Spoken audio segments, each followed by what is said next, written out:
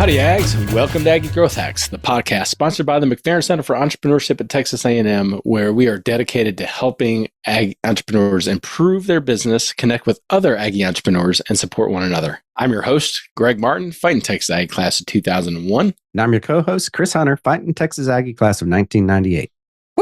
Well, Ags, as we mentioned last week, we're visiting with Jason Kaspar, Fighting Texas Aggie class of 2005, whose company, Kaspar Companies, is the Berkshire Hathaway of Shiner, Texas, had 3 of its subsidiaries on this year's Aggie 100 list. 3 of the companies owned are the fastest Aggie owned and operated companies. That's amazing.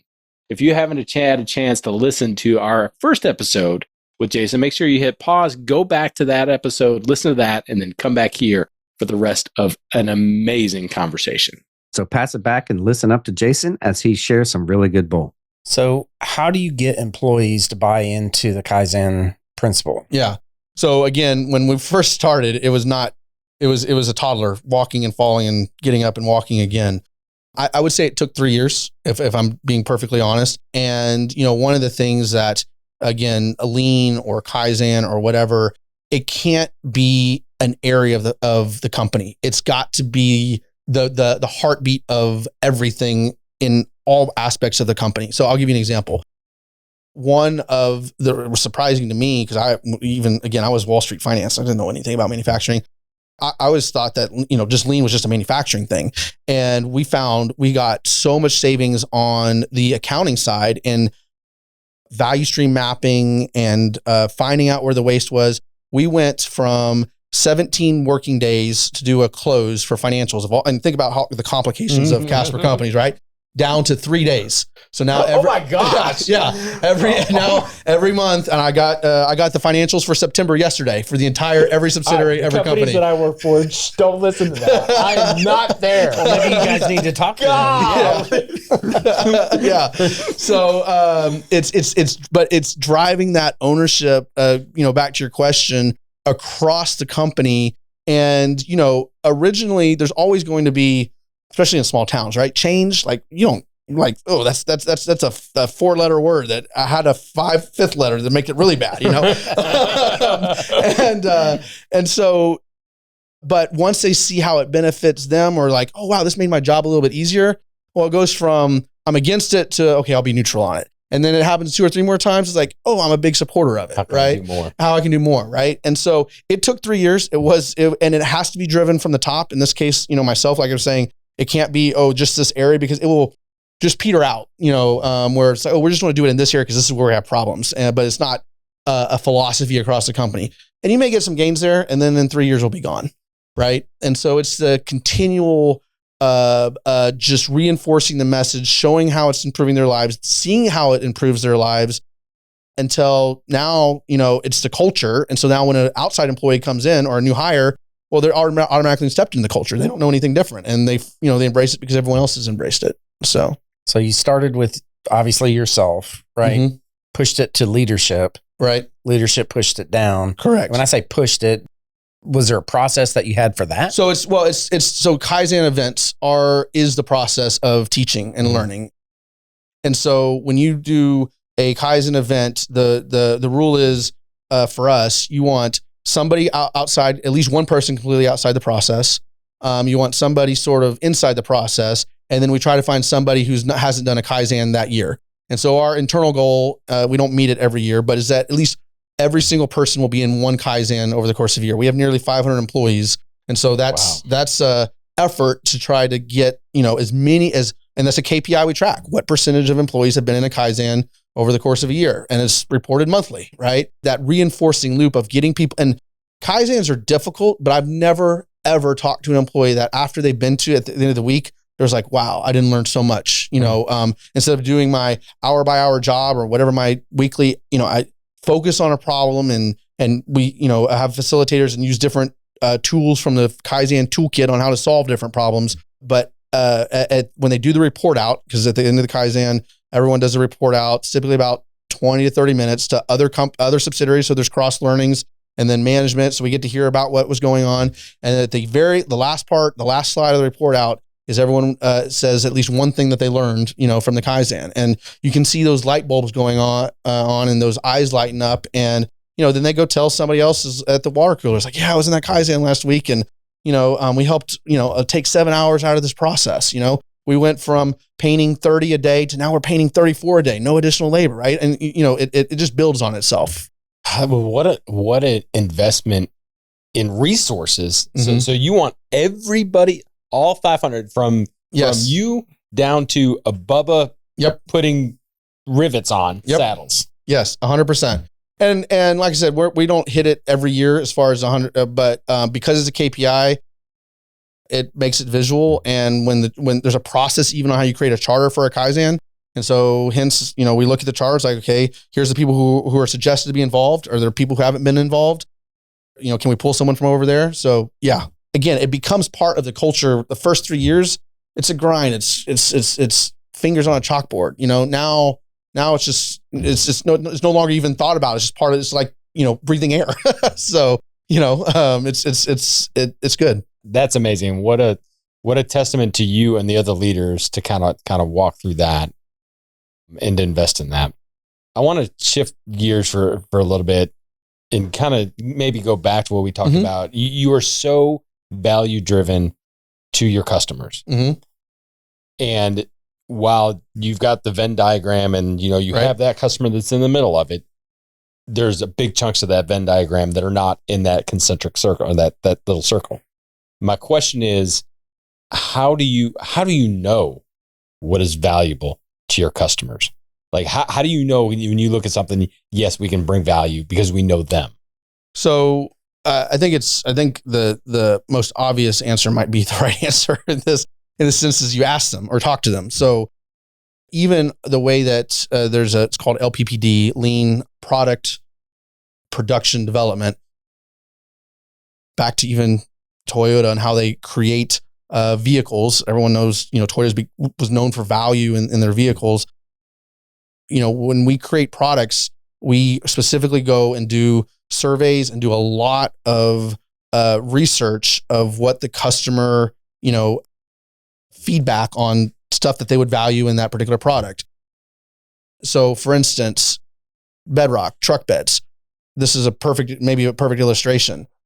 We got in the business because we had an insight and innovation that nobody had. So when you develop a truck bed, it's a steel plate, and then you have a headache rack that goes onto it, and so the bed comes off, and this thing goes on, and the Ford and the Chevy and the GM, they all have different heights for the headache rack, right? So these are huge products. They're sold through distributors who have large lots, and so you would need all of the various SKUs in case, someone came in and they had a, 2014 Ford and that's the, 250 and that's the truck bed that you needed. Well, we designed because we were actually a business we're no longer in. We had an truck outfitter store and had the issue of having to store this inventory. It's like, what if we created a bolt headache rack that was able to adjust up and down? And so now you're able to go from, it could not only fit the Ford 250, but it could also fit the Chevrolet. And so it drastically reduced the amount of SKUs and inventory dollars that the distributors needed to carry, and freed up their cash and provided the same durability and strength of everything that a truck bed would, right? And so we patented it and brought it to the market and went from, a company that was zero in revenue now to one that does tens of millions of revenue because of that insight of the value of that. And, we as both users ourselves and then customers that we dealt with, it's like, hey, what do you think about that problem? It's like, oh yeah, that'd be amazing. Like, yeah, I could, instead of having, $500,000 of inventory of truck beds on the ground, I could cut that to, 150. Oh, sign me up. Right. And so, that's just one example. Another one, Tyler Hijack, I think I'm saying his name right. He's a rodeo guy. He was on the Ultimate Cowboy. We've signed him up as a partner with us. And Derek, who you mentioned, talks to him now. I think he said every other day, essentially. And it's like, what do you think about this for a roping saddle? What do you think about that for a roping saddle? Right. And so it's getting those insights at the customer level that then can come back and we can use our process on how we develop products and institute a lot of those things into it. And so both as users, again, rural Texas, a lot of our employees are users of these products, right? And so, bring up ideas, and, that's how we can drive that value to, the customer. And then the other thing is, it's just, it's a philosophical approach of understanding what is waste and non-waste in the process, right? So when you go and get your oil changed, right? If you think about all the steps of get your oil changed, drop off your car, right? Well, when you think about what you're paying for, ultimately what you're paying for is a very, very small part of the process, right? You're paying for the oil, the extraction, or, getting rid of the old oil, putting in the new oil. You're not paying for, I want to do an invoice, and the phone call that tells you, and the guy has to go on the bathroom break, and all the various things. And so if you study it, if you look under this definition, value versus non-value add, the highest percentage of a process, a value add of any company in America is about 10 to 14%. That means that 86 to 90% of the best of what they do is not the customers is ultimately paying for it, but they don't want to pay for it, right? And so if you can focus on a process, do a value stream map of whatever you're doing, and figure out what the value add, the touch points of the actual product versus the non-value add steps, and work to eliminate as many non-value add steps as you can repeatedly over and over and over again, it allows you to be more competitive in the market, give better value to the customer, take away some of those steps, and, everyone wins. Increase profitability on your end as well. So just through creativity, saying, okay, how do we cut this stuff out? Yeah. How do we cut out the waste? It goes back to even the accounting stuff, right? Who's the customer of our accounting department? Well, ultimately, it's internal. It's the presidents who are and the management teams who are looking at trying to understand and glean data from those financials. And so going from 17 working days to 3 working days, like, it's still the same financials. It's just a massive amount of non-value added steps to streamline, and how information flows, and what can you move. Even if you think about it as a changeover, what can you move to pre-close that was part of the close? All those sorts of things, if you will. So how often do you look at a process and say, how can we make that better? Hopefully every day. Every day. Every day. So again, think about it almost as a triangle. At the top you have the big Kaizen events, right? And then you have, we call them Kaizen blitzes. But then I mentioned lean daily management and the visualization in the manufacturing plant to the accounting department or to the precious metals area, where the lean daily management is SQDPC: safety, quality, delivery, productivity, cost. And so then there's things that are tracked, the KPIs at the daily level, and you have Pareto's. It's like, man, we have 1 out of every 10 rifles is not ejecting the shell correctly or something, right? So you Pareto that, and then when it is really working well, right? Again, from the mid-level management and line workers, they're doing it's part of the schedule of the day, lean daily management walk through the factory, and okay, we have a problem here, and then we're going to try to figure, and we'll create a countermeasure and work that problem today, and then the next day here's a new thing, right? So there's big problems, big Kaizen events, right? Then you have the middle stuff, and then every day it's continuous improvement. There's a book called 1 Minute Lean, and it's just like, how can you get better by 1 minute every day? And the compounding impact of that is incredible, right? And that's what I'm awed at and I'm chuckling through is that you are applying hardcore manufacturing principles from a guy that's not a manufacturer. Yeah, exactly. Totally. But I've learned, it's business. I've Warren Buffett, again, I'll quote him all the time, but he's always said, a great business person can be a great investor, and a great investor can be a great business person, right? And so it's understanding how all those pieces connect. And, even how we onboard employees. Companies oftentimes don't think about that. You get hired, and then it's like, maybe you get taken out to a lunch the first day or something. But, we've even applied Kaizen to, recently, about 6 months ago. It's like, how do we onboard an employee? What waste is even in that process? But how do we make it human where they feel welcome, and all those sorts of things if they're the customer and from that scenario, right? And so it's an across the board, just more philosophical approach of how you do business. That's awesome. It is awesome. Right. Yeah. I've got like a million more questions. Right. How many of these companies, of your 5 companies, are in the Aggie 100 this year? This year there's 3. Circle Y we just bought, so wouldn't apply. And properties, the property development company is really up and down, so we've never applied to that one. Come on, you're your own landlord. Surely you can make an Aggie 100. we could maybe do some stuff. So that company that we just built in Shiner, Texas, of all places, world-class depository for our precious metals business. So we're now the second largest store of precious metals in the United States. And again, no one would have ever thought Shiner, Texas would be that location. So you can imagine the cost of that. I mean, think of James Bond times 10 from a security standpoint. Yeah. What that went into, and that facility was supposed to last us 5 years. We've started breaking ground on the second facility last month. So, so are you starting a security company? Oh, we've got a full SWAT team. Believe me. It's like, maybe you can just start outsourcing that. Yeah. And all 5 of these companies are in Shiner? So we're headquartered in Shiner, and all of production, or operations, some part touches Shiner. We also have a 100,000 square foot facility in Beeville, Texas, down near Corpus. We have a big 25,000 square foot facility in Bryan, which is our rifle company, and Iota parts of that. And then we have some square footage space up in Idaho, which is the outlier. And then I guess Circle Y, the saddle company, is 10 miles from Shiner in Yoakum, Texas. So, well, Jason, thank you so much for sharing your wisdom. This has been an amazing conversation. Again, well, hang on.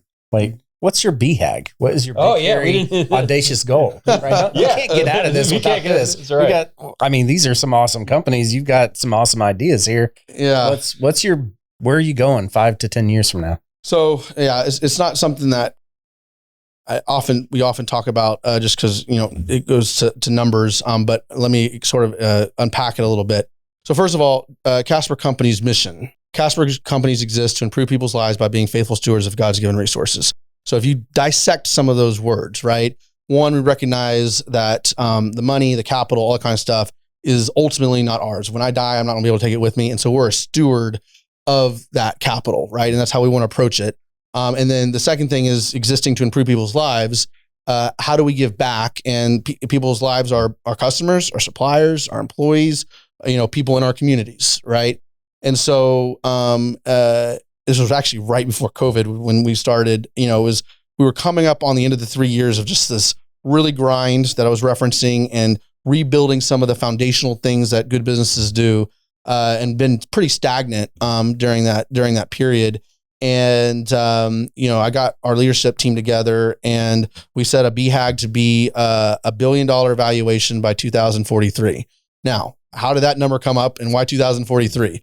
Well, it was based upon a 16% compound rate when Buffett was at 18%, or 18 to 20%. I said, well, we're not as good as Buffett, but we're going to BHAG. We'll give ourselves a little break. Get a little level room, right?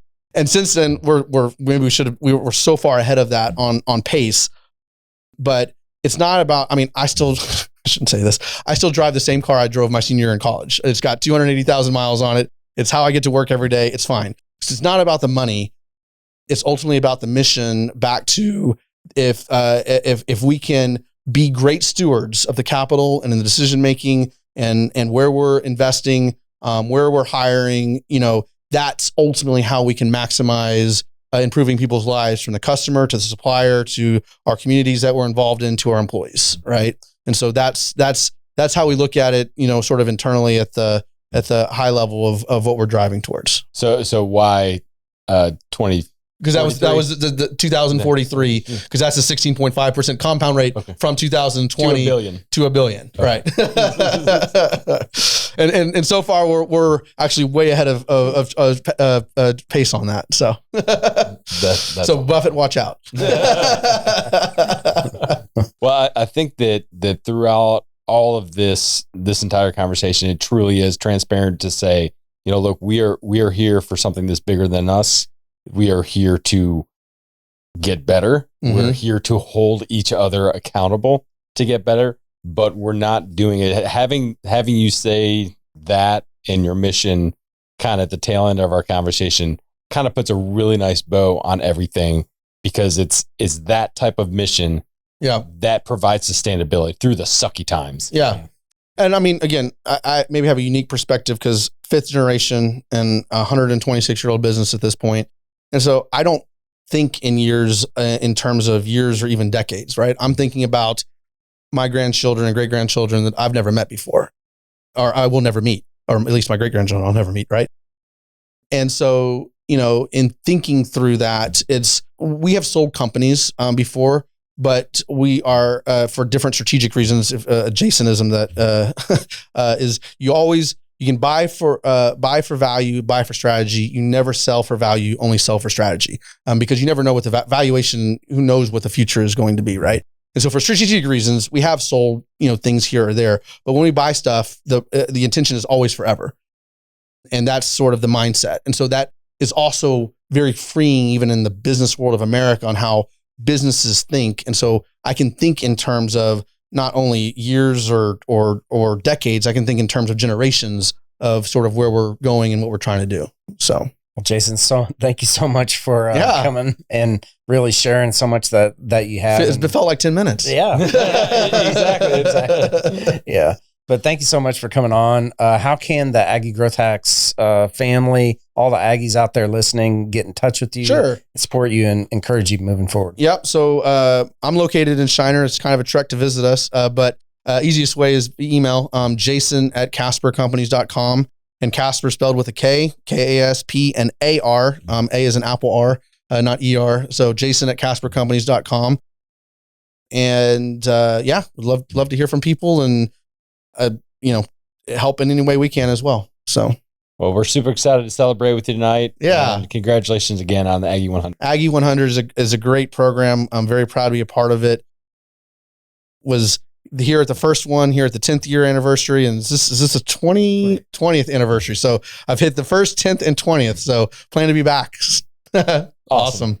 Well, how about that, Ags? Was that pure fire from Jason or what? And I always say this, but when we meet with all of these super successful Aggie entrepreneurs, I take pages of notes, right? And I try to implement them into my own business as much as I possibly can, right? What were your biggest takeaways there, Greg, on this whole 2-episode thing? I loved the attitude and just the scope. I mean, whenever we talk with entrepreneurs that have multiple companies, and how they manage it, how they grow it, how they oversee it, that's just mind-boggling in and of itself. Heck, it's hard enough to do that for one company, much less 5, 6, 30 companies. But what I really appreciated from Jason's conversation was talking about customer value. And, he said it all comes down to customer value, providing customer value, knowing your customer so well that you can provide value in all aspects of their life. I mean, that's what he said. When he talked about the Venn diagram, he's like, well, we knew the people that,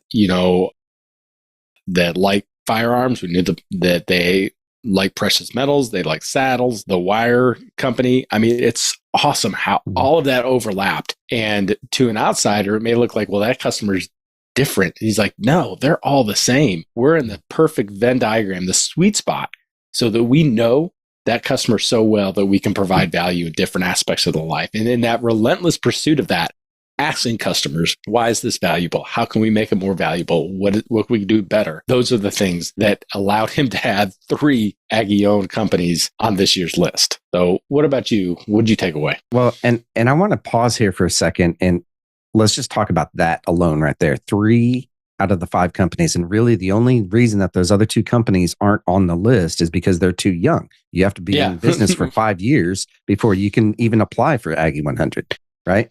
So that in and of itself should be celebrated right there. And not even like we should think about that. How in the world do you get that?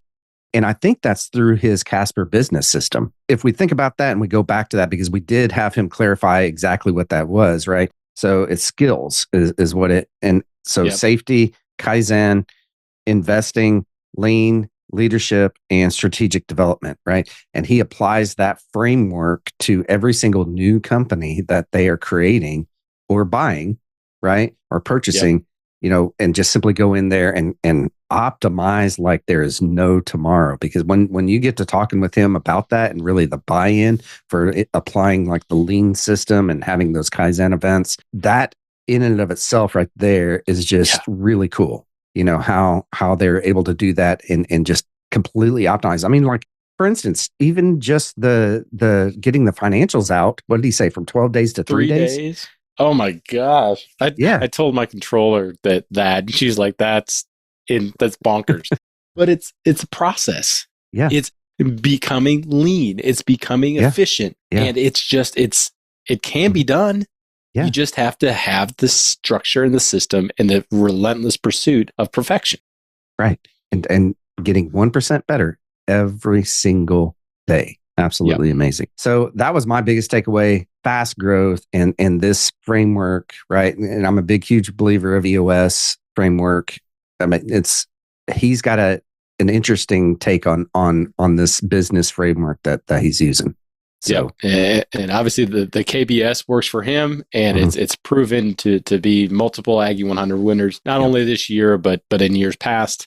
And Ags, I hope that you took as many notes as we did, just kind of listening and talking to Jason. If you're not connected with Jason, reach out to him. He obviously loves entrepreneurship. He loves Aggies and wants to be able to help any way that he can. If you're not connected with Chris or I or Aggie Growth Hacks on whatever social media platform you're active on, make sure that you do that and give this on your podcast app, give this a big gig'em thumbs up, like it, subscribe, and write a review so we can get this out to more Aggie entrepreneurs. We want to give a huge shout out to our sponsor, the McFerrin Center for Entrepreneurship at Texas A&M University. Since 1999, the McFerrin Center for Entrepreneurship has served as the hub of entrepreneurship for Texas A&M. If you're an Aggie entrepreneur or even a wantrepreneur, head on over to their website right now to find a program that's right for you. Just go to aggiegrowthhacks.com/McFerrin. Well, Ags, join us next time when we connect with another great Aggie entrepreneur and learn how they hack their growth. Until then, I'm Chris Hunter. And I'm Greg Martin. Thanks and gig 'em.